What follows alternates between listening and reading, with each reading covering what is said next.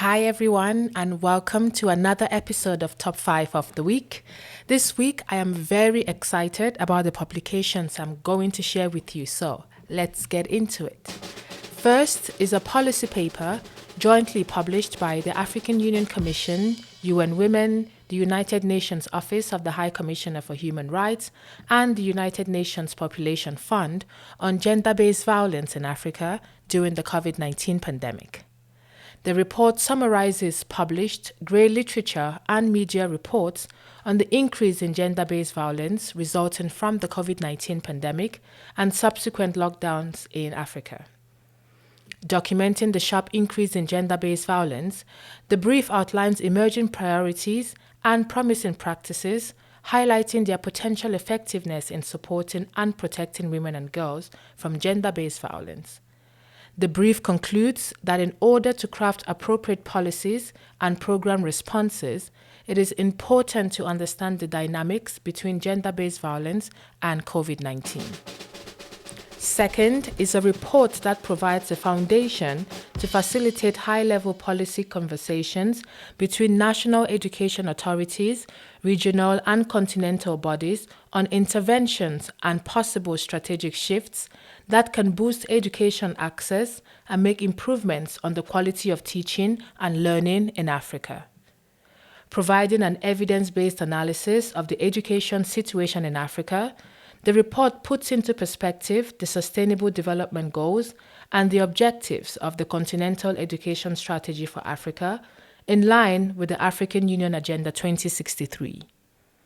Remaining challenges in the education sector, such as equity, are highlighted together with achievements that have been realized on the continent over the past decade. This report is published by UNICEF and the African Union Commission.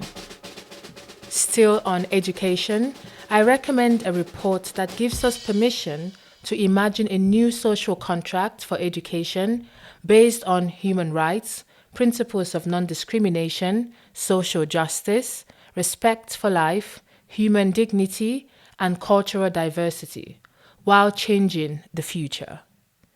The report is in 3 parts and concludes with proposals for building a new social contract that looks at, number 1, pedagogies of solidarity and cooperation, 2, curriculum and the knowledge commons, 3, teachers and the teaching profession, 4, safeguarding and transforming schools, and 5, education across different times and spaces. It calls for a new research agenda for education, a renewed international solidarity and cooperation, dialogue and participation, an invitation for stakeholders to continue the dialogue. Shifting to other subject matters, my 4th recommendation explores the linkages between climate change and human rights. The report describes how governments and other actors may address climate change in a manner consistent with their obligations to respect, protect, promote, and fulfill human rights. Sectioned into 3 parts, the report describes the latest projections and observations of how climate change impacts and responses can affect the environment, individuals, and communities. It summarizes the obligations of governments, UN agencies, and private actors to respond to these impacts.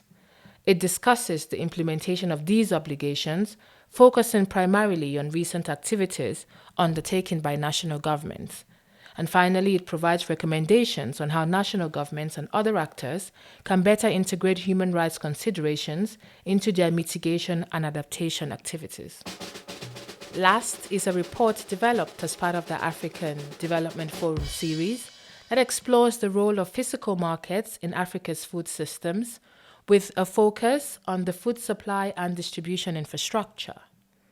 The report sheds light on the limited financial and technical support given to logistics, distribution, consumers, and market governance as part of agricultural development. And it advocates more broadly for a more systems-oriented approach to programs if the SDG targets are to be achieved. The report draws knowledge from food systems in 3 African cities, Abidjan in Côte d'Ivoire, Rabat Saleh Temara in Morocco, and Niamey in Niger. I hope you enjoyed these recommendations. Until next Tuesday, have a lovely week. Bye.